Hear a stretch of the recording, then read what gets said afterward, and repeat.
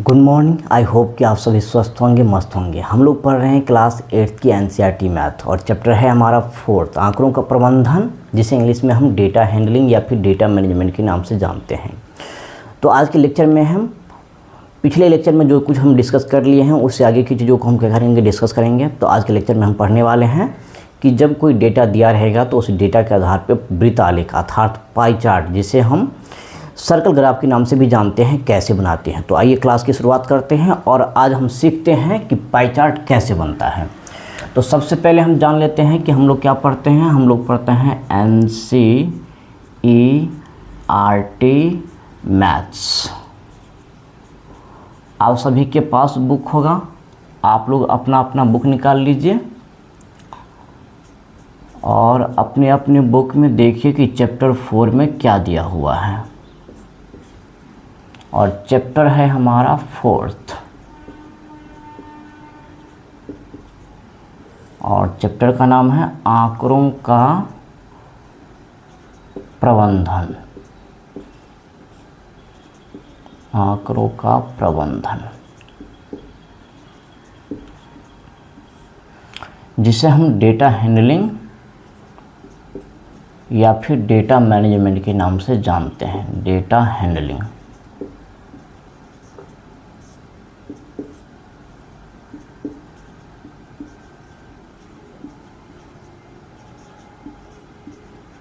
Data management. चलिए अपने अपने बुक में देखिए कि चैप्टर 4 में क्या दिया हुआ है। और आज के लेक्चर में हम क्या सीखने वाले हैं। आज के लेक्चर में हम सीखने वाले हैं pie chart. Pie chart, pie chart को सर्कल ग्राफ भी कहा जाता है। सर्कल ग्राफ, और इसी को हिंदी में कहते हैं वृत्त आलेख। वृत्त आलेख क्या होता है, आई होप कि आप लोग इससे परिचित होंगे, क्योंकि पिछले लेक्चर में हमने जब हमारा इंट्रोडक्शन क्लास हुआ था तो वहाँ पर हमने एक्सप्लेन किया था कि वृत्त आलेख जो होता है वो कैसा होता है। तो चलिए सबसे पहले हम बात करते हैं कि ये जो हमारा पाई चार्ट हम बनाएंगे तो इसके लिए हमें क्या चाहिए, एक डेटा होनी चाहिए। तो क्या करते हैं, सबसे पहले हम एक डेटा ले लेते हैं और हम क्या करते हैं, हमारी जो क्लास 8 के एनसीईआरटी मैथ की बुक है उसी बुक का हम एक डेटा ले लेते हैं। चलिए आप लोग भी अपने अपने बुक में देखिए एक हमारा डेटा है पेज नंबर 45 पे। देखिए प्रयास कीजिए हुए में दिया हुआ है, एक डेटा दिया हुआ है। चलिए सवाल मैं पढ़ के सुनाता हूँ। यही डेटा लेकर हम क्या करेंगे, पाई चार्ट बनाना सीखेंगे। तो कह रहा है कि नीचे दिए गए आंकड़ों के लिए एक पाई चार्ट खींचिए। पाई चार्ट बनाने के लिए कहा गया है। डेटा क्या है कि एक बच्चे द्वारा एक दिन में व्यतीत किया गया समय इस प्रकार है। यानी कि कोई बच्चा है जो एक दिन, हमें पता है कि एक दिन 24 घंटे का होता है, तो वो पूरे 24 घंटे की जो हमारी एक दिन होती है तो वो इस एक दिन में कितने घंटे कौन से एक्टिविटी करता है। इसमें डेटा दिया हुआ है कि 24 घंटे में से वो 8 घंटे क्या करता है, सोता है, 6 घंटे वो स्कूल में रहता है, 4 घंटे वो होमवर्क करने में बिताता है, 4 घंटे खेलता है और 2 घंटे जो है वो अन्य काम करते हैं। ये हमारी क्या है, डेटा है। चलिए सबसे पहले हम क्या करते हैं, डेटा को साइड में लिख लेते हैं। देखिए डेटा क्या है, ये हमारा क्वेश्चन है और यही हमारा डेटा है। डेटा क्या है, कह रहा है कि एक बच्चा है, कोई एक बच्चे द्वारा एक दिन में व्यतीत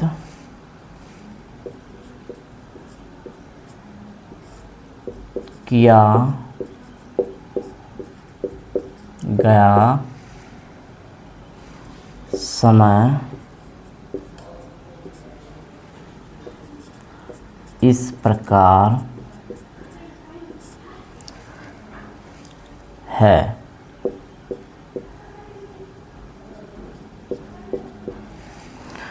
कह रहा है कि बच्चे जो है वो क्या करता है, सोने में कितना समय बिताता है, 8 घंटे। इसके अलावा कह रहा है कि वो बच्चा जो है स्कूल में रहता है कितना देर, तो 6 घंटे।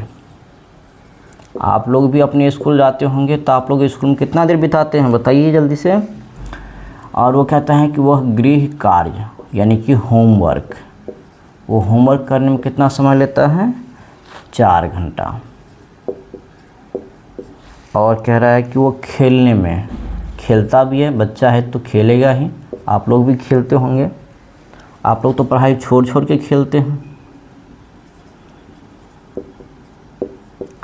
इसके अलावा कह रहा है कि अन्य, अन्य का मतलब अन्य कोई एक्टिविटी जिसका आता पता नहीं है, तो उस काम में वो क्या करता है, 2 घंटे लगाता है।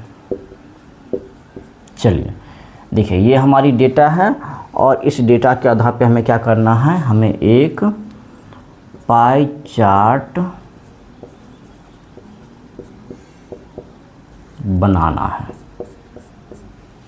देखिए ये हमारी डेटा है, आप लोग एक बार पढ़िए इस दिए गए डेटा को। क्या कह रहा है कि एक बच्चे द्वारा एक दिन में व्यतीत किया गया समय इस प्रकार है। कोई बच्चा है जो एक दिन में 24 घंटे का जो एक दिन होता है, तो 24 घंटे में से वो क्या करता है, 8 घंटे सोने में बिताता है, 6 घंटे स्कूल में रहता है, 4 घंटे वो गृह कार्य यानी कि होमवर्क करने में लगाता है, 4 घंटे वो खेलने में बिताता है और 2 घंटे वो अन्य एक्टिविटी। अन्य एक्टिविटी का मतलब क्या हो गया, जिसका आता पता नहीं है, कैसे खर्च हो गया।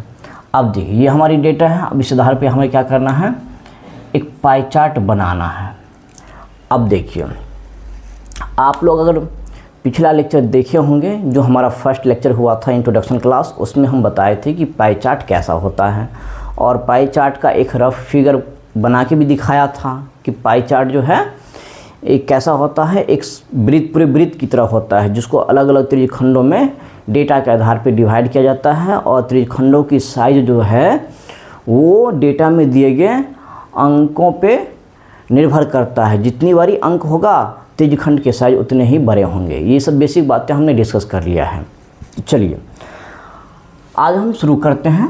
सबसे पहले आप लोग ये जान लीजिए कि जब भी कोई हम ग्राफिकल रिप्रेजेंटेशन करते हैं, चाहे वो हमारा पिक्टोग्राफ हो, चाहे वो हमारा बार ग्राफ हो, या फिर डबल बार ग्राफ हो, या फिर आज का हमारा ये पाई चार्ट हो, तो इसको बनाने के लिए हम क्या करते हैं, ग्राफ की नोटबुक का इस्तेमाल करते हैं, और रूलर जो होता है वो स्केल, पेंसिल और इरेजर का इस्तेमाल करना होता है। उसमें हम पेन का इस्तेमाल नहीं करते हैं, क्योंकि हमारा बोर्ड काफ़ी बड़ा है, इतनी बड़ी साइज़ का जो है हमारे पास जो है इंस्ट्रूमेंट अवेलेबल नहीं है। तो वो सारी चीज़ें हम जो है मार्कर की मदद से हाथ से करके दिखाऊंगा। लेकिन आप लोग जो अपने घर पे प्रैक्टिस करेंगे या अपनी नोटबुक में जो बनाएंगे, तो ग्राफ की नोटबुक में क्या करना है, इरेजर, पेंसिल और स्केल की मदद से ये ग्राफिकल रिप्रेजेंटेशन करना है।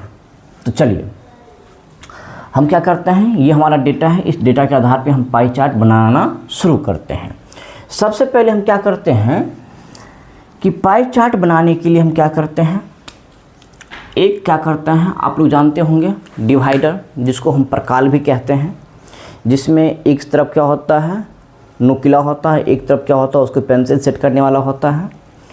वो प्रकाल ले लेना है, उसमें पेंसिल सेट कर देना है। सेट करते समय आपको याद रखना है कि प्रकाल की जो नोक है और पेंसिल की नोक है, दोनों की पॉइंट क्या होना चाहिए, बराबर में होना चाहिए, ऐसे छोटे बड़े नहीं होना चाहिए।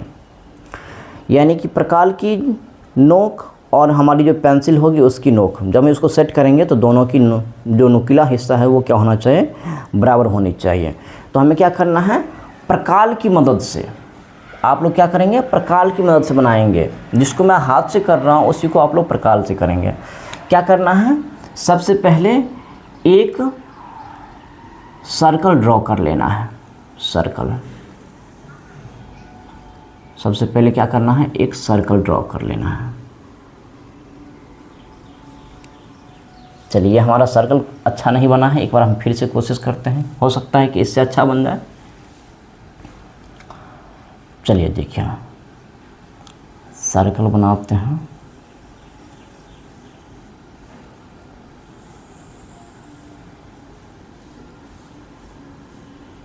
चलिए इस बार जो है हमारा सर्कल काम चलाओ बन गया है। चलिए इसी सर्कल से हम क्या करते हैं, काम चला लेते हैं। तो मैंने क्या कहा कि पाई चार्ट बनाने के लिए सबसे पहले क्या करेंगे, प्रकाल में पेंसिल सेट करेंगे और उस प्रकाल की मदद से क्या करना है, एक सर्कल ड्रॉ कर लेना है। सर्कल छोटा बड़ा किसी भी साइज़ का हम ड्रॉ कर सकते हैं। इसके साइज़ की माप फिक्स नहीं है। किसी का मन है छोटा सर्कल ड्रॉ करने का तो छोटा कर सकता है, किसी का बड़ा मन है तो बड़ा, यानी कि किसी भी साइज़ का हम सर्कल क्या करना है, एक ड्रॉ कर लेना है। सर्कल जब हम ड्रॉ करते हैं तो आप लोगों को पता है कि ये जो हमारा बीच का पॉइंट होता है ये हमारा क्या होता है, ये हमारा क्या होता है, आप लोगों को पहले से पता होगा। ये है क्या है, ये सेंटर है। ये क्या है, सेंटर, जिसको हिंदी में क्या कहते हैं, केंद्र कहते हैं। इसके अलावा जब ये जो हमारा चारों ओर से घेरने वाली ये जो लाइन है इसको क्या बोलते हैं, इसको बोलते हैं सरकमफ्रेंस, यानी कि परिधि बोलते हैं। आप लोगों को पता होगा, जो जिनको नहीं पता है तो सर्कल के बारे में ये बेसिक जानकारी होना चाहिए, तो ध्यान से देखिए और समझिए। ये क्या है, हमारा परिधि, जिसको हम इंग्लिश में सरकमफ्रेंस बोलते हैं। सरकमफेरेंस,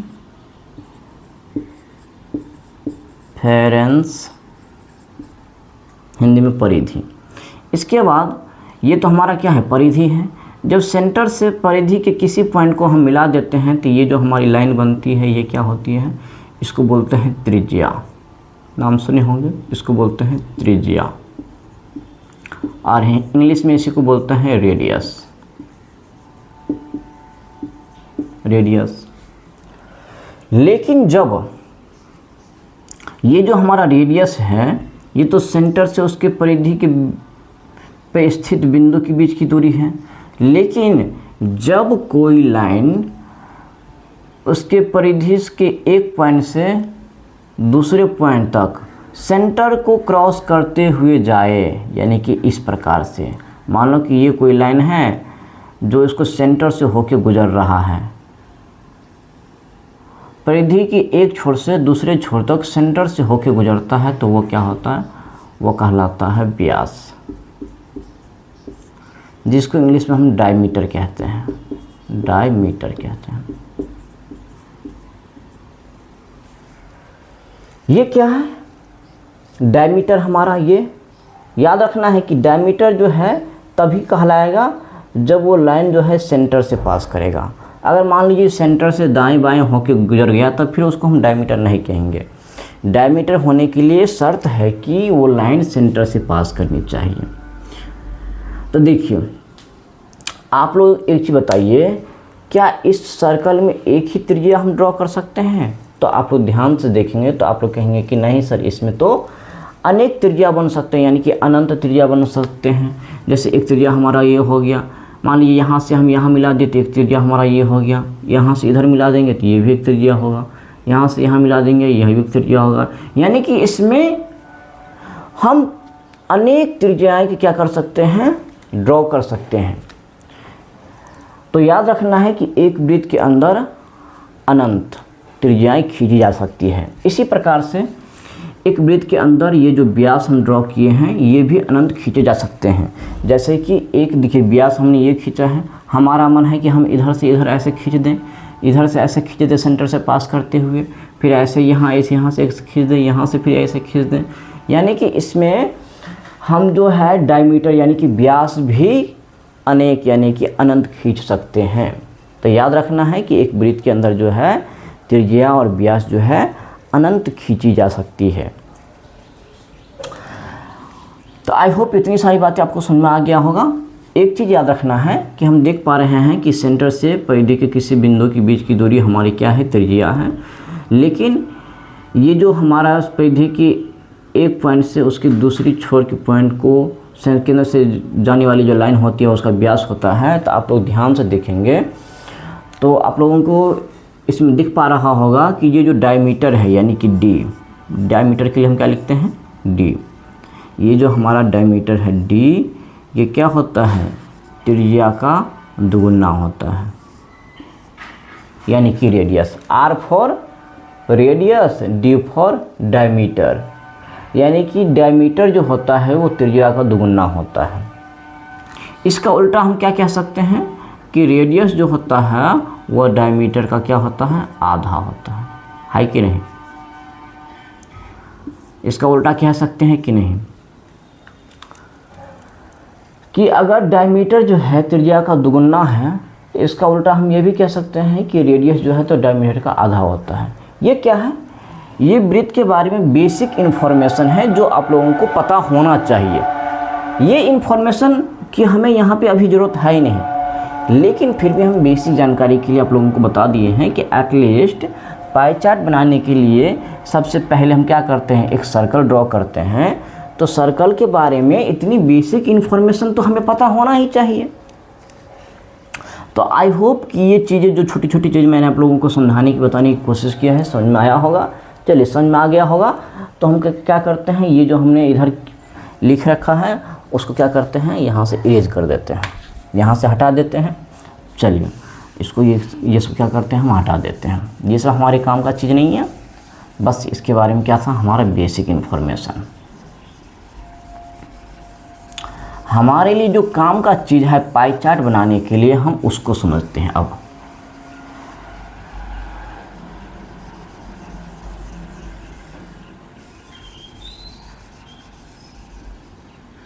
चलिए अब हम समझते हैं इससे आगे की चीज़ों को। देखिए एक चीज़ बताइए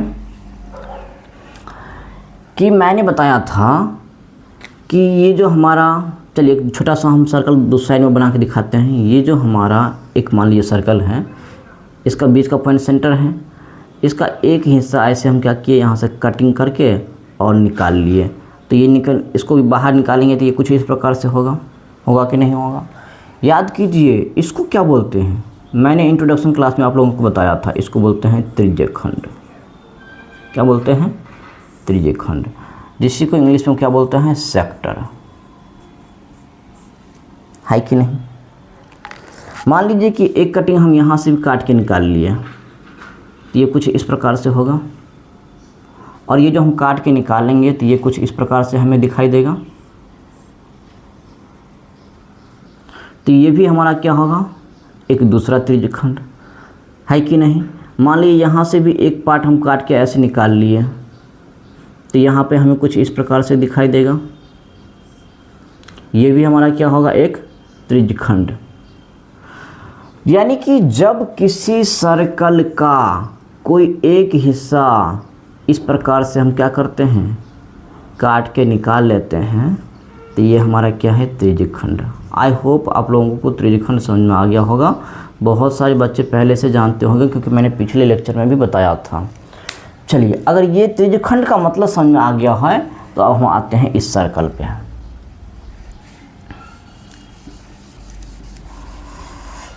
ये त्रिज्यखंड जानना इसलिए ज़रूरी है क्योंकि त्रिज्यखंड क्या होता है ये हमें पता होना ज़रूरी है, क्योंकि पाई चार्ट में हमें उसकी ज़रूरत पड़ने वाली है।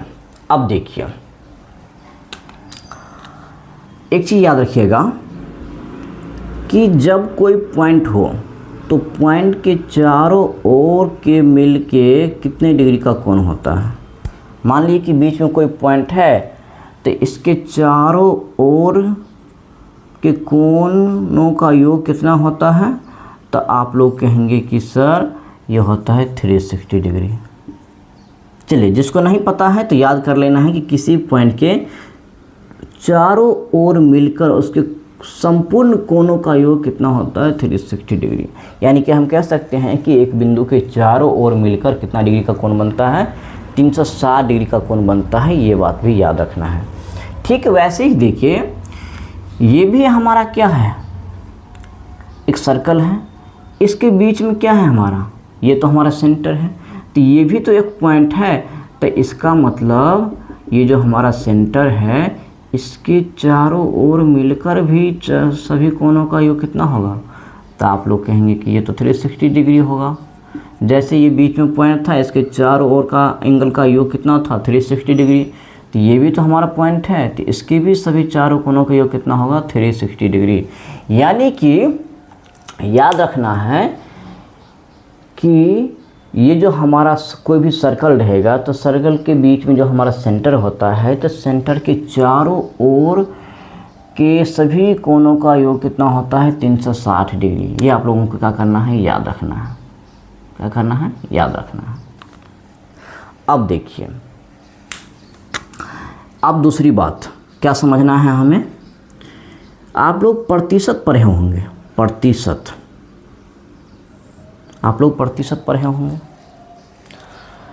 तो जो प्रतिशत आप लोग पढ़े होंगे या फिर जो नहीं पढ़े हैं तो जान लीजिए कि जब कोई संपूर्ण वैल्यू हो और उसी का कोई हम एक पार्ट निकाल लेते हैं, तो जो संपूर्ण वैल्यू है यानी कि जो मेन वैल्यू है उसको हम हमेशा 100% सपोज करके चलते हैं। उसका कोई हिस्सा जो हम अलग कर लेते हैं तो उसको हम क्या करते हैं, पार्ट वैल्यू। यानी कि मान लीजिए कि कोई किसी के पास 100 रुपया है तो ये अपने आप में संपूर्ण वैल्यू है यानी कि मेन वैल्यू है, तो ये अपने आप में कितना होगा, 100%। मान लिया इसी का हमने क्या किया है, 20 रुपया किसी को दे दिया, तो 20 रुपया जो है वो 100 का क्या हुआ, एक पार्ट हुआ, एक हिस्सा हुआ जो हमने क्या किया है, अलग कर लिया है। तो 100 का जो हमने 20 जो है अलग कर लिया है वो इसका पार्ट वैल्यू है, तो 20 जो है वो 100 का क्या होगा, 20% होगा। क्योंकि प्रतिशत का परिभाषा ही क्या होता है, प्रति सैकड़ा, यानी कि प्रति 100 में कोई चीज़ कितनी है वो उसका क्या होता है, प्रतिशत होता है। जैसे 100 कोई चीज़ है, उसमें से 10 चीज़ हम क्या कर लिए हैं, किसी को दे दिए हैं, तो 10 जो है वो 100 का क्या हुआ, 10%। मान लीजिए कोई चीज़ 100 है, उसका हम क्या किए हैं, 30 रुपया किसी को दे दिए, तो 30 रुपया जो है सबको क्या हुआ, 30%। तो वही बात हमें याद रखना है कि जब भी हम प्रतिशत कैलकुलेट करते हैं तो जो हमारी टोटल वैल्यू होती है यानी कि जो मेन वैल्यू होती है उसको हम 100% मान के चलते हैं। उसका जो एक हिस्सा हम अलग कर लेते हैं वो उसका पार्ट वैल्यू होता है, वो उसका उतना प्रतिशत होता है। तो ठीक वैसे ही ये हमारा सर्कल भी क्या है, एक संपूर्ण सर्कल है। ये जो हम सर्कल बना रखे हैं ये क्या है, हमारा एक संपूर्ण कंप्लीट सर्कल है। तो इसको भी जब हम प्रतिशत में रिप्रेजेंट करेंगे तो ये भी सर्कल भी अपने आप में कितना मान के चलना है कि ये सर्कल, ये जो हमारा कंप्लीट एक सर्कल है ये अपने आप में कितना होगा, 100% होगा कि नहीं होगा। तो मैं आप लोगों को समझाना ये चाह रहा हूँ कि जब हम किसी दिए गए डेटा के हिसाब से पाई चार्ट बनाना शुरू करेंगे तो हमें इस बात को हमेशा याद रखना है कि पाई चार्ट बनाने के लिए जो कोई भी हम सर्कल ड्रॉ करेंगे वो तो सर्कल अपने आप में एक कंप्लीट सर्कल होगा, तो वो हमेशा प्रतिशत वैल्यू में 100% मान के हमें चलना है। और अगर एंगल में बात की जाए तो पूरे संपूर्ण एक कंप्लीट सर्कल को हमें एंगल यानी कि डिग्री में 360 डिग्री सपोज करके चलना है। यानी कि पाई चार्ट बनाने के लिए हमें याद रखना है कि अगर डिग्री में बात होगा तो संपूर्ण सर्कल को हम 360 डिग्री या 360 डिग्री मान के चलेंगे, और प्रतिशत में अगर बात होगी तो पूरे कंप्लीट सर्कल को हम क्या करेंगे, 100% मान के प्रोसेस को आगे करेंगे। आई होप ये दो बातें आप लोगों को समझ में आ गया होगा। अगर दो बात ये चीज़ समझ में आ गया है तो हम आगे चीज़ें बताते हैं। देखिए ये प्रतिशत वैल्यू ये समझ में आ गया, 360 डिग्री भी आप लोगों को समझ में आ गया है। अब हम समझते हैं कि ये देखिए यहाँ क्या दिया हुआ है, एक दिन। डेटा जो हमारा दिया गया है इसमें क्या लिखा हुआ है, एक दिन। आप लोग बताइए कि ये जो एक दिन है ये कितने घंटे होते हैं, तो आप लोग कहेंगे कि ये तो सर 24 घंटे होता है। सही बात है, 24 घंटा ही होता है। कोई ऐसा है जिसके गांव में एक दिन 25 घंटा का होता हो, तो ऐसा कोई नहीं होंगे। पूरी दुनिया में एक दिन 24 घंटे का ही होता है। अब देखिए ये जो हमारा दिया गया डेटा है इसी 24 घंटे को क्या किया है, अलग अलग पार्ट में डिवाइड कर दिया है। यानी कि ये जो हमारा 24 घंटा है ये अपने आप में क्या होगा, 100% होगा। यानी कि ये तो क्या है, ये तो मेन वैल्यू है, मेन वैल्यू है। इसी 24 घंटा का 8 घंटा सोने में बिताता है तो ये क्या होगा, एक पार्ट वैल्यू। इसी प्रकार से इसी 24 घंटा का 6 घंटा वो स्कूल में रहता है, तो ये 6 घंटा भी 24 घंटा का क्या हुआ, एक पार्ट यानी कि एक हिस्सा हुआ। और ये 6 घंटा जो है 24 घंटे का कुछ प्रतिशत होगा, क्योंकि 24 घंटा अपने आप में 100% है, तो 6 घंटा जो है इसी 100% का कुछ हिस्सा होगा कि नहीं होगा। इसी प्रकार से ये जो 4 घंटा है ये भी 24 घंटा का ही एक पार्ट है, एक हिस्सा है, ये भी जो है इसी 100% का कुछ प्रतिशत भाग होगा। आई होप कि इसी प्रकार से ये जो सारी चीज़ें हैं आप लोगों को, जो चीज़ मैं समझाने की कोशिश कर रहा हूँ आप लोगों को समझ में आ गया होगा। तो देखिए हमारा एक दिन का डेटा है, एक दिन हमारा 24 घंटे का होता है, इसी 24 घंटे को क्या किया है, अलग अलग घंटा वाइज डिवाइड कर दिया है कि 24 घंटा हमारा क्या है, मेन वैल्यू है, जो अपने आप में हमेशा कितना मान के चलना है, 100%। ये जो अलग अलग घंटे में डिवाइड किया गया है ये क्या है, इसका एक ही इसी 24 घंटे का एक अलग अलग हिस्सा है, जो इस पूरे 100% का कुछ अलग अलग प्रतिशत भाग होगा कि नहीं होगा। अब देखिए इतनी बातें समझ में आ गया होगा, तो अब एक बात और हम समझते हैं कि पाई चार्ट बनाने के लिए हमें एक चीज़ और निकालना होता है इस दिए गए डेटा के हिसाब से। क्या निकालना होता है, केंद्रीय कोण। केंद्रीय कोण। अब देखिए अब हम समझते हैं कि ये केंद्रीय कोण क्या होता है। तो देखिए हमने क्या बताया है कि ये जो हमारा वृत्त है इसको पूरे डिग्री में हमेशा कितना मान के चलना है, 360 डिग्री मान के चलना है। अब हमें इस दिए गए डेटा के आधार पे क्या करना है, पाई चार्ट बनाने के लिए हमेशा ही दिए गए डेटा के आधार पे क्या निकालना है, केंद्रीय कोण निकालना है। केंद्रीय कोण को हम इंग्लिश में सेंट्रल एंगल कहते हैं, सेंट्रल एंगल। मैंने क्या कहा आप लोगों को कि ये जो हमारा दिया गया डेटा रहेगा, तो इस डेटा के आधार पे जब भी हम पाई चार्ट बनाएंगे तो इस डेटा के आधार पे हमेशा ही हमें क्या निकालना होगा, केंद्रीय कोण निकालना है। हमेशा ही, चाहे कोई सा भी डेटा हो, उस डेटा के आधार पे जब भी हम पाई चार्ट यानी कि वृत्त आलेख बनाएंगे तो हमेशा ही हमें क्या निकालना होगा, केंद्रीय कोण, जिसको इंग्लिश में हम सेंट्रल एंगल कहते हैं। सबसे पहले क्या करेंगे, एक सर्कल ड्रॉ कर लेंगे। सर्कल ड्रॉ करने के बाद ये जो हमारा दिया गया डेटा रहेगा, इस डेटा के आधार पर क्या करेंगे, हम केंद्रीय कोण निकालेंगे। तो चलिए आइए हम क्या करते हैं, इस डेटा का केंद्रीय कोण निकाल लेते हैं। केंद्रीय कोण कैसे निकलता है, अब उस बात को समझते हैं। एक चीज़ बताइए, मैं यहाँ पे समझाने की कोशिश कर रहा हूँ एक चीज़, आप लोग बताइए।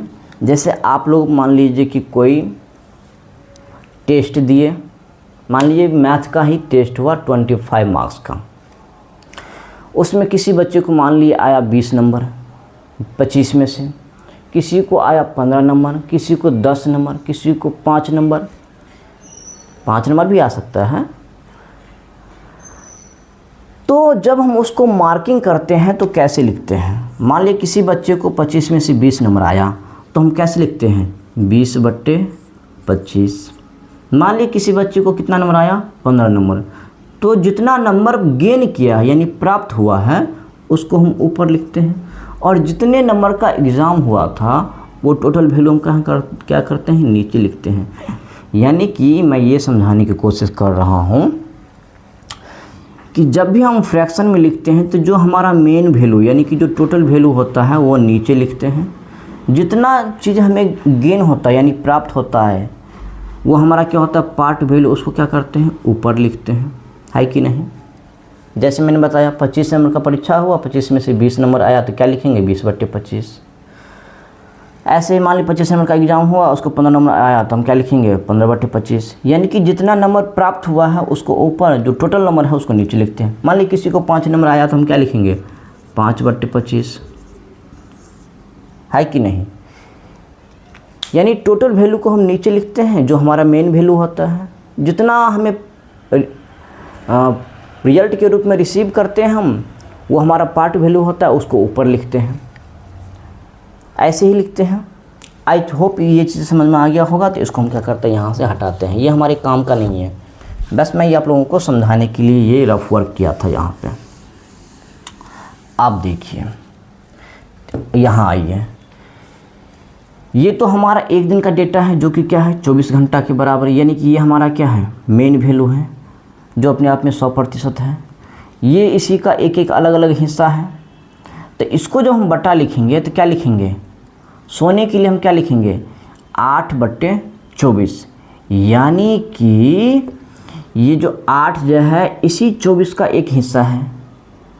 तो यानी कि वो लड़का, जब हम पूछेंगे कि बताओ फ्रैक्शन में वो लड़का कितना देर सोता है, तो आप लोग क्या कहेंगे कि 8/24, यानी कि 24 में से वो 8 घंटा क्या करता है सोने में बिताता है। तो देखिए हम सबसे पहले क्या करेंगे, सोने के लिए केंद्रीय कोण निकालेंगे। उसके बाद फिर हम स्कूल के लिए अलग से केंद्रीय कोण निकालेंगे, गृह कार्य के लिए अलग से केंद्रीय कोण निकालेंगे, खेल के लिए अलग से, और अन्य जो है उसके लिए अलग से केंद्रीय कोण निकालेंगे। यानी कि जितने भी पार्ट में डिवाइड किया रहेगा ये हमारा टोटल वैल्यू, उतने ही बार हम क्या करेंगे केंद्रीय कोण निकालेंगे। तो सबसे पहले हम किसके लिए निकालेंगे केंद्रीय कोण, सोना के लिए। तो लिखेंगे केंद्रीय कोण, केंद्रीय कोण, केंद्रीय कोण, अब ब्रैकेट में हम लिख देते हैं सोना, क्योंकि सोने के लिए हम निकाल रहे हैं।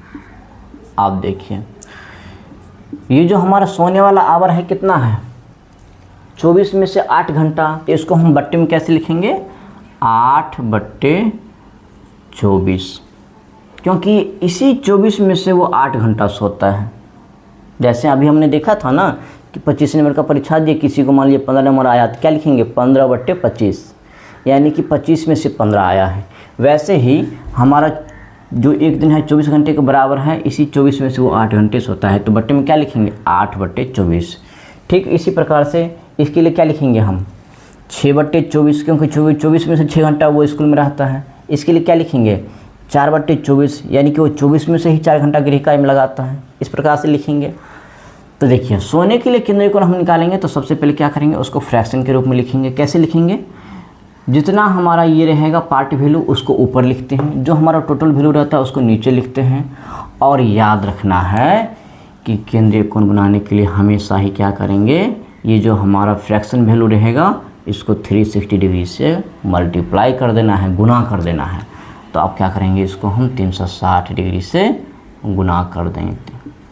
हमेशा ही जब भी हम केंद्रीय कोण निकालेंगे तो ये जो हमारा डेटा रहेगा, जब उसको हम फ्रैक्शन में लिखेंगे तो केंद्रीय कोण निकालने के लिए हमेशा ही 360 डिग्री से गुना करेंगे। आप देखिए इसको गुना करेंगे। अब इसको करते हैं, इसको देखते हैं ये कटने वाला है कि नहीं, काट के देखते हैं। तो देखिए ये काटने तो आता होगा आप लोगों को, भिन्न गुना भिन्न भाग पढ़े होंगे। 8 एकम 8, 8 तिके 24। अब देखिए 3 से 1 कट जाएगा, 3 एकम 3, 3 एकम 3, 3 दूना 6 और ये 0, यानी कि ये कितना आ गया 120 डिग्री। आप लोग सोच रहे होंगे कि डिग्री में क्यों, क्योंकि हम केंद्रीय कोण निकालते हैं और केंद्रीय कोण हमारा डिग्री में ही होता है। देखिए 360 डिग्री था ना, तो काटेंगे तो डिग्री ही बचेगा ना। अब देखिए हमने सोने के लिए केंद्रीय कोण निकाल लिया, अब हम किसके लिए निकालेंगे, स्कूल के लिए। तो हम लिखेंगे केंद्रीय कोण, केंद्रीय कोण किसके लिए, स्कूल के लिए। तो हम ब्रैकेट में लिख देंगे स्कूल। इसका केंद्रीय कोण कैसे निकालेंगे, जो हमारा पार्ट वैल्यू है 6 घंटा इसको तो ऊपर लिखेंगे, जो टोटल वैल्यू है हमारा 24 घंटा उसको तो नीचे लिखेंगे। ये जो हमारा मेन वैल्यू है, और मैंने बताया है कि केंद्रीय कोण निकालने के लिए हमेशा क्या करेंगे 360 डिग्री से क्या कर देना है, गुना कर देना है। अब इसको देखिए काटिए, काटने आता होगा 6 एकम 6, 6 चौके 24। इसको काटेंगे, देखिए 4 एकम 4 और 9 चौके 36, यानी कि कितना आ गया 90 डिग्री। कितना आ गया 90 डिग्री। इसी प्रकार से फिर हम किसके लिए निकालेंगे, गृह कार्य के लिए। तो हम लिखेंगे गृह कार्य। चलिए पहले केंद्रीय कोण लिखेंगे ना, केंद्रीय कोण किसके लिए? गृह कार्य के लिए। तो देखिए हमारा गृह कार्य के लिए पार्ट वैल्यू कितना है? 4, टोटल वैल्यू 24/24। केंद्रीय कोण निकालने के लिए क्या करेंगे? 360 डिग्री से गुना कर लेंगे। आप गुना करने के बाद इसको काटेंगे, देखिए काटने आता होगा। 4 एकम 4, 4 छके 24। इसको काटेंगे 6 से, 6 एकम 6, 6 छके 36। कितना बचेगा? 60 डिग्री। यानी कि ये हमारा कितना आ गया? 60 डिग्री। अब देखिए हमने गृह कार्य के लिए निकाल लिया, आप किसके लिए निकालेंगे? खेल के लिए। तो हम क्या लिखेंगे? केंद्रीय कोण किसके लिए? खेल के लिए, बराबर खेल के लिए हमारा पार्ट वैल्यू कितना है? 4 और टोटल वैल्यू 24। और केंद्रीय कोण निकालने के लिए क्या करेंगे? 360 डिग्री से गुना करते हैं। इसको काटेंगे, देखिए 4 एकम 4, 4 छके 24, 6 से काटेंगे 6 छके 36। यानी कि ये कितना आ गया? 60 डिग्री। फिर से हम केंद्रीय कोण निकालेंगे किसके लिए? खेल के लिए। तो चलिए हम यहाँ लिख देते हैं केंद्रीय कोण किसके लिए? खेल के लिए। तो यहाँ ब्रैकेट में लिख देना है खेल। तो देखिए केंद्रीय कोण निकालेंगे खेल के लिए, हमारा पार्ट वैल्यू यानी कि कितना दिया हुआ है? 4 घंटा। टोटल वैल्यू जो हमारा मेन वैल्यू है वो कितना है? 24 घंटा। 1 मिनट ले जाइए। ये खेल के लिए तो हम निकाल चुके हैं। चलिए खेल के लिए हमें नहीं निकालना है, खेल के लिए तो हम निकाल चुके हैं। किसके लिए निकालेंगे? अन्य के लिए। देखिए कितना था? 1 2 3 4 5, 5 ही भाग है ना। 1 2 3 4, ये हमारा 5वां। इसके लिए केंद्रीय कोण निकालेंगे तो देखिए ये हमारा पार्ट वैल्यू कितना है? 2, टोटल वैल्यू कितना है? 24 और गुने 360 डिग्री। 360 डिग्री और गुना आप काट लिए। देखिए 2 एकम 2, 2 बरहन 24, 12 से काटेंगे 12 तिया 36। यानी कि ये कितना आ गया? 30 डिग्री। तो देखिए सभी के लिए हम क्या किए हैं? केंद्रीय कोण निकाल लिए हैं। ये हमारा हो गया किसके लिए? सोने के लिए 120 डिग्री।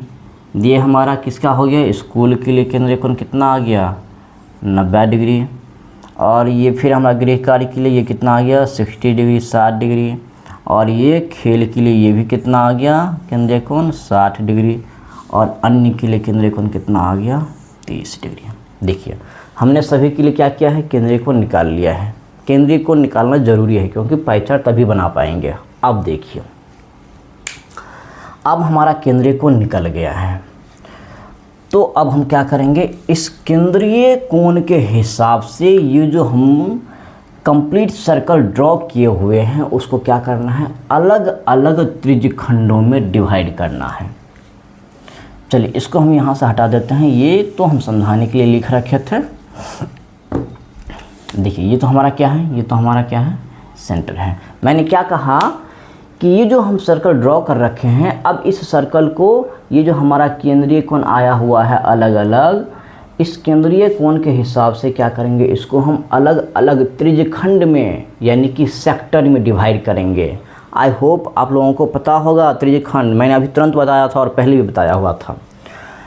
तो सबसे पहले क्या करेंगे? हम इसके सेंटर से इसके परिधि को क्या कर देंगे? स्केल की मदद से क्या करना है? एक रेडियस खींच देना है। रेडियस समझते हैं, सेंटर से उसके परिधि को मिलाने वाली जो लाइन होती है वो क्या होती है? रेडियस होती है। तो देखिए एक हम रेडियस बना लेंगे। रेडियस बनाने के बाद हम क्या करेंगे कि एक प्रोटेक्टर ले लेंगे। आप लोग सुने होंगे प्रोटेक्टर, जिसको हिंदी में हम चांद के नाम से जानते हैं। उसी को डी भी कहा जाता है, जो डी शेप में होता है। आप सभी के पास इंस्ट्रूमेंटल बॉक्स होगा, औजार बॉक्स, जिसमें pencil, eraser, cutter, scale, divider, प्रकाल, चांद होता है। जो चांद जिसको आप लोग कहते हैं उसी को बोलते हैं प्रोटेक्टर। उसी को डी भी कहा जाता है क्योंकि वो डी के आकार में होता है। और चांद इसलिए क्योंकि वो चांद जैसा, आधा चांद जैसे दिखता है, इसलिए चांद कहते हैं। वो क्या करना है? प्रोटेक्टर ले लेना है। क्या ले लेना है? प्रोटेक्टर। आप लोग प्रोटेक्टर यानी कि चांद की मदद से कोन बनाना आई होप जानते होंगे कि कोन से चांद कैसे बनाते हैं। देखिए ये चांद हमारा कुछ इस प्रकार से होता है, आप लोगों को पता होगा, आप लोग देखे भी होंगे, आप लोगों के पास होगा भी। ये जो बीच वाला हमारा ये होता है, ये क्या होता है हमारा, ये हमारा 90 डिग्री होता है कि नहीं। इधर जाएंगे तो क्या होगा, एंगल हमारा छोटा होगा, इधर जाएंगे तो एंगल क्या होगा, बड़ा होगा। या फिर अगर हम इधर जाएंगे तो हो सकता है एंगल हमारा बड़ा होगा और इधर जाएंगे तो एंगल हमारा छोटा होगा। इस प्रकार से एंगल लिखा रहता है। आप लोगों के पास चांद होगा, आप लोग देख पा रहे होंगे अपने चांद में। ये जो 90 डिग्री के सामने की ये जो लाइन है, ये जो नीचे आती है, और एक जो हमारा प्रोटेक्टर यानी कि चांद में जो हॉरिजॉन्टल लाइन होता है, जहाँ पे ये दोनों लाइन जिस बिंदु पर मिलता है, इस बिंदु को हम क्या करेंगे, इस बिंदु के ऊपर रखेंगे, ठीक ऊपर, यानी कि चांद लेना है और इसके ऊपर क्या करना है, रख देना है। और ये जो हमारा हॉरिजॉन्टल लाइन है चांद का, उसको क्या करना है, इस चांद के ऊपर रखना है। और सबसे पहले हमारा कौन सा एंगल है, 120 डिग्री। तो क्या करना है, सबसे पहला कोण जो हमारा 120 डिग्री दिया हुआ है, तो उस चांद की मदद से हमें क्या करना है, चांद को यहाँ रखना है। चांद की मदद से 120 डिग्री मान लीजिए कहाँ आएगा, मान लो यहाँ आ रहा है, तो हम क्या करेंगे, 120 डिग्री के सामने यहाँ निशान लगा लेंगे और फिर क्या करेंगे, स्केल की मदद से ऐसे क्या करना है, चांद से पहले चांद को इस लाइन पे रखने के बाद ये जो हमारा पहला केंद्रीय कोण 120 डिग्री है, तो चांद की मदद से 120 डिग्री बना लेना है। तो ये मान लीजिए हमारा 120 डिग्री यहाँ आया, तो हम क्या करेंगे, यहाँ निशान लेंगे, फिर क्या करेंगे, यहाँ स्केल की मदद से इसको क्या करेंगे, ऐसे मिलान कर लेंगे। ये हमारा क्या हो गया, ये जो हमारा हो गया, ये तो हमारा क्या हो गया, 120 डिग्री हुआ कि नहीं हुआ। ये हमारा क्या हो गया, 120 डिग्री। उसके बाद फिर से हमारा अगला केंद्रीय कोण कौन सा है, 90 डिग्री। अब हम फिर से क्या करेंगे, चांद लेंगे और चांद को इस बार यहाँ से उठाकर कहाँ रखेंगे, इस लाइन पे रखेंगे। और इस बार हम कितना डिग्री का कोण बनाना है, 90 डिग्री का। तो मान लीजिए चांद को यहाँ पे रखिए, आप लोगों को चांद रखना इस लाइन पे रखना आ गया होगा आई होप। इस पॉइंट को रखना है सेंटर पे, ये जो हॉरिजॉन्टल लाइन है इसको इस लाइन के ऊपर रखना है ओवरलैप करके। उसके बाद देखना है कि मान लीजिए कि 90 डिग्री यहाँ आया, मान लीजिए कि 90 डिग्री कहाँ आया, यहाँ पर। तो हम क्या करेंगे, 90 डिग्री के सामने निशान लगा लेना है और फिर से क्या करना है, स्केल की मदद से ऐसे मिलान कर देना है। और ये हमारा कितना डिग्री हो गया, ये तो हमारा होगा 90 डिग्री, क्योंकि 90 डिग्री बनाना था।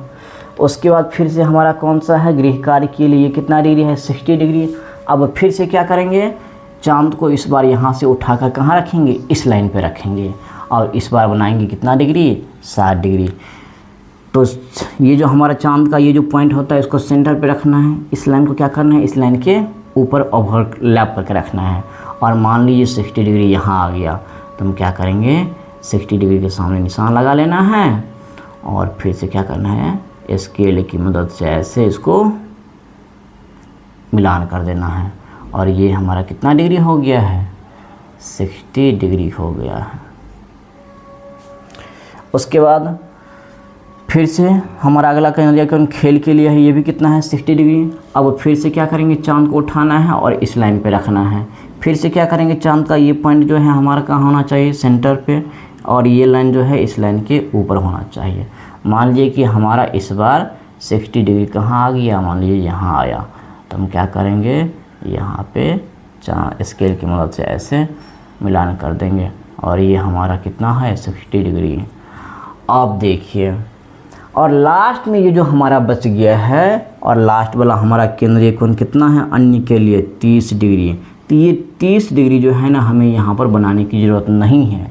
लास्ट का जो पार्ट बच गया है वो ऑटोमेटिक हमारा उतना डिग्री हो जाएगा। तो देखिए लास्ट वाला हमारा केंद्रीय कोण कितना है, 30 डिग्री।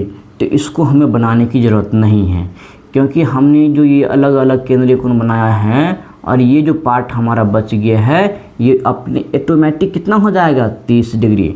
इसको हमें बनाने की ज़रूरत नहीं है। अगर फिर भी और बनाने का मन हो तो चांद से नाप कर इसको देख लेना है, ये 30 डिग्री ही होगा।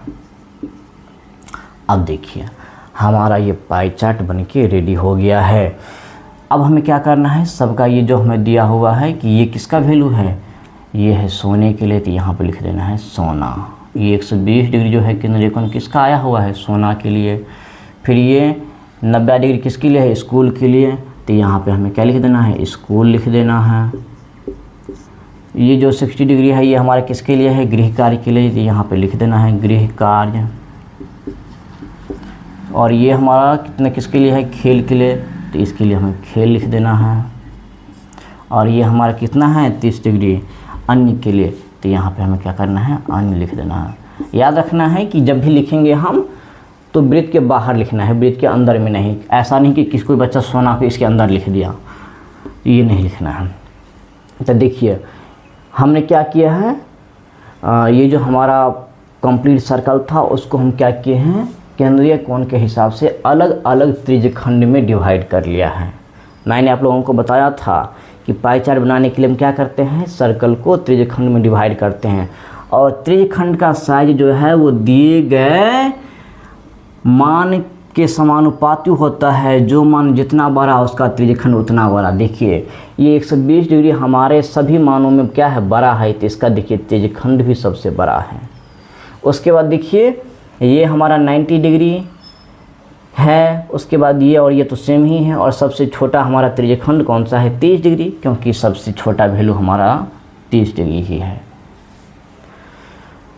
तो हमने क्या देखा कि जब हम केंद्रीय कोण निकालते हैं तो केंद्रीय कोण के आधार पे हम क्या करते हैं, ये जो हम सर्कल ड्रॉ करते हैं उसको क्या करते हैं, अलग अलग त्रिज्यखंडों में डिवाइड कर लेते हैं। और त्रिज्यखंडों का साइज इस वैल्यू पे डिपेंड करता है, जितनी बड़ी एंगल उतना बड़ा त्रिज्यखंड। तो एक त्रिज्यखंड हमारा ये हो गया, एक त्रिज्यखंड हमारा ये है, एक त्रिज्यखंड हमारा ये है, एक ये हमारा और एक ये, यानी कि ये हमारा जो वृत्त है कितने त्रिज्यखंडों में डिवाइड हो गया, 5 खंडों में। और सभी त्रिज्यखंडों का साइज जो है उसके नंबर के हिसाब से कोई छोटा है कोई बड़ा है। ये त्रिज्यखंड सबसे बड़ा है क्योंकि इसका नंबर, इसका जो कोण है सबसे बड़ा है। ये त्रिज्यखंड सबसे छोटा है क्योंकि इसका कोण सबसे छोटा है। तो ये हमारा पाई चार्ट बन के रेडी हो गया है। अब इसमें हम और क्या कर सकते हैं, ये देखिए, चलिए ये हटा देते हैं क्योंकि ये हमारे काम का नहीं है, ये तो हम समझाने के लिए लिखे थे। आप देखिए ये हमारा पाई चार्ट बन गया है।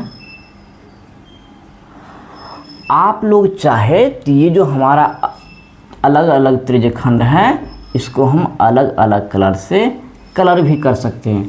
किसी को लाल से, किसी को पीला से, किसी को हरा से, किसी को नीला से, किसी को उजला से, ताकि हमारा जो पाई चार्ट है वो देखने में कलरफुल लगे, अच्छा लगे। तो आप लोग चाहे तो ये जो पाई चार्ट हमारा बन के तैयार होता है, तो ये जो अलग अलग त्रिज्यखंड बना है इसको हम अलग अलग क्या करते हैं, कलरों से कलर भी कर सकते हैं। यही तो हमारी क्या है, क्रिएटिविटी। तो देखिए ये हमारा पाई चार्ट, ये जो हमारा दिया गया डेटा था इसके हिसाब से ये हमारा पाई चार्ट बन के रेडी हो गया है। आई होप कि जो चीज़ मैंने आप लोगों को समझाने की बताने की कोशिश किया है, आई होप आप लोगों को समझ में आ गया होगा। और दिए गए डेटा के हिसाब से पाई चार्ट बनाना भी आप लोग सीख चुके होंगे। तो हम उम्मीद करते हैं कि ये लेक्चर जो है आप लोगों को पसंद आया होगा और ये लेक्चर आप लोगों के लिए बेनिफिशियल रहेगा। अगर फिर भी किसी बच्चे को कोई डाउट रह गया हो, नहीं समझ में आए, तो उस बात को आप कमेंट कर सकते हैं, मैं उस चीज़ को दोबारा से एक्सप्लेन करूँगा। तो आज का लेक्चर हमारा यहीं तक रहेगा। इससे आगे की चीज़ों को हम नेक्स्ट लेक्चर में डिस्कस करेंगे। तो हम मिलते हैं नेक्स्ट लेक्चर में। Have a good day, thank you.